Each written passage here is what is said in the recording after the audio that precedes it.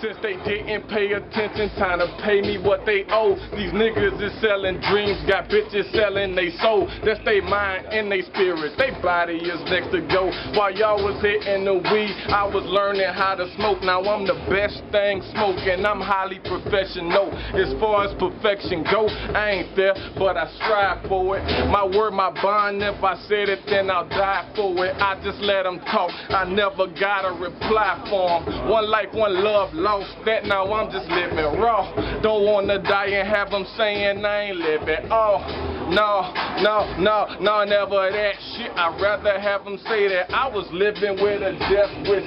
Danger for breakfast, cocaine for dinner. Got $1 million smile, man, that nigga is a winner. See, everybody gon' die. When I go, I gotta go hard. And when I go, I pray I know God. So far, I've learned bridges will be burned, highs will be lows, and tables will be turned. You never get what you want, you only get what you earn. My past is my past, like Usher, I let it burn.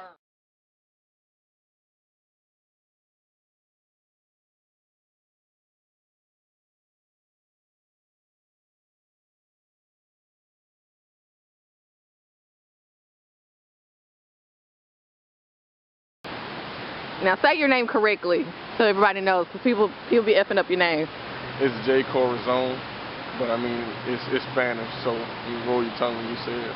I'm not gonna roll my tongue, but it's CORAZON. Are you gonna tell people what it means? Because I found out what it means. No, I'm not gonna tell anybody what it means. Why? But I don't want to. It's like a real long story behind it, so I mean I guess one day. One day you gonna tell? Yeah. It's messed up. I mean, like one day, but not today. Yeah, they more than free to go find out though. Like it's not hard to find out. Okay, so can you tell me where the name came from without telling me what it means?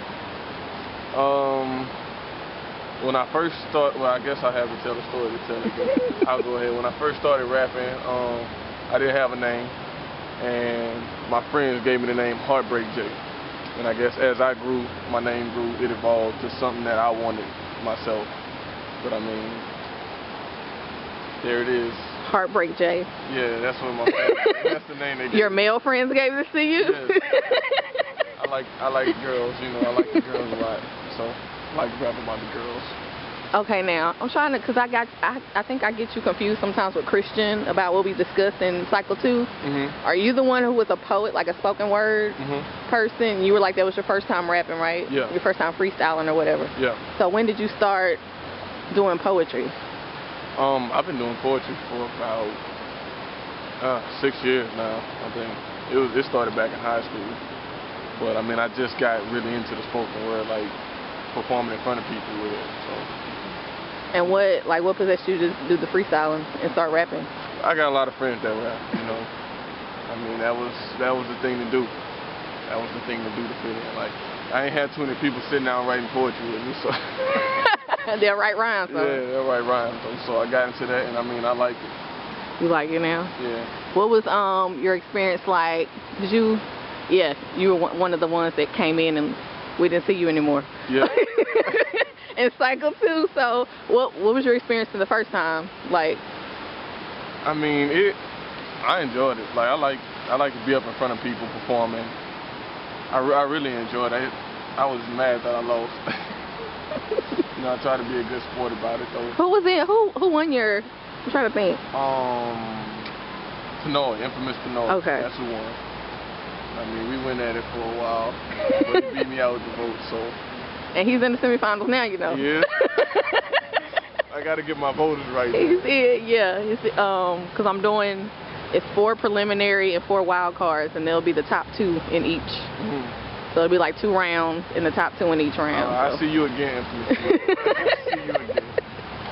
So what made you want to enter Cycle 3? I mean, I wanted to enter anyway, but I just didn't have the time to come up. And when I saw the wild card, I was excited. You was like, yeah. Yeah, I can do that. I can do that. I can find time, you know. So here I am. So do you still do spoken word? I do. I actually, we have a performance coming up toward the middle of March at Northwestern. Word to BAPS. Let me go ahead and shout them out. That's our poetry organization. BAPS? Yeah. What's it mean? Brainiacs Poetry Society. Oh, okay. So, now that you're into the rapping scene, like, what's different about it than being a poet? What's the difference from the music scene and the artist, I guess, the art scene or artist scene? I mean, it's really harder to get a response, I guess, with rap. Like, 'cause, I mean, there are a lot of poets, but there aren't a lot of great poets or good poets. I mean, but everybody, there are a lot of people that can simply rap. Like, what separates you in rap, I guess, is your sense of business, you know, how you present yourself. And I mean, that's the only difference that I really see. Performance is a performance. So it feels the same to you performing, like, freestyling as it does doing spoken word? So is there a difference when you write, like, a rhyme than when you write for you know, in poetry for spoken word? It is. It's hard to switch over. Like, I mean, when I speak poetry, I find myself wanting to rap. I want to do it to a beat now, but like it's a big difference. Like, 'cause tone, you know, I can go out and pretty much say whatever I want and rap and make it sound good, like just by how I say it. Like, you really have to have some content and some metaphors and underlying meaning in what you're saying with poetry. Right. And you go to Northwestern? You attend Northwestern? Yep. Okay. And what are you studying? Engineering. Oh, the money. The money. That's what I want. I want the money. So if this rapping thing don't work out. So if it don't work out, I got some other plans. What kind of engineering? It's industrial, but I'm going back and get my master's at Prairie View in mechanical. So. Okay. I have a lot of engineers in my family, so I know. Yeah, I need a little money in my life. I can't be living broke. So where are you originally from? I'm from Baton Rouge, Louisiana. Oh, big raggedy. Oh, wow. We took Ratchet and we reinvented it, you know. No, it was big raggedy long before we were Ratchet City, so that's my second home. So I love the BR. And so how did you end up? You came here for school? Yeah, I actually was on a track scholarship at Northwestern, so that's what made me go to Northwestern. So you left the land of LSU and Southern to come up here? See, Southern, I never wanted to go to Southern. Like, it's fun, but I know I wouldn't get any work done at Southern. And I wanted to go to LSU, but they only wanted to offer me a partial scholarship. I got you. Northwestern was offering me a full scholarship, so here I am. Here I am. I know the feeling. There it is. Have you watched any of the videos for this cycle? Yeah. Like, how do you see the competition different from the last one? Like, it's a lot of, I think in the first one, it was unique characters, but this one, it seems like everybody's different. Like, everybody has their own style, like, and they perfected it. So who do you see, like, who stands out to you that you've seen so far? What's his name? I saw Drozy. I voted for Drozy in one of the cycles. You know, I like him, you know, Lil Eminem. How he's doing. You know. That's funny. He has a little different style to him, so, I mean, he stood out to me. But, I mean, that was pretty much it. Okay. And from the last Cypher, who were, like, the people that stood out to you? The last cycle. J Flow definitely stood out to me. Let me think. I mean, that was pretty much it too. Yeah, J Flow. Like, come to think about it, I'm a very tough critic. So really who are like artists in the mainstream that you like? Who do you listen to? Drake, of course, Common, Wale, J. Cole, Kanye. I mean, those are my guys right there. Like, they bring in artistry back to hip hop. Like, I think people are getting comfortable with doing whatever the fuck they wanted to do, pretty much. And I mean, they're really lyricists. And they're making people like real music again.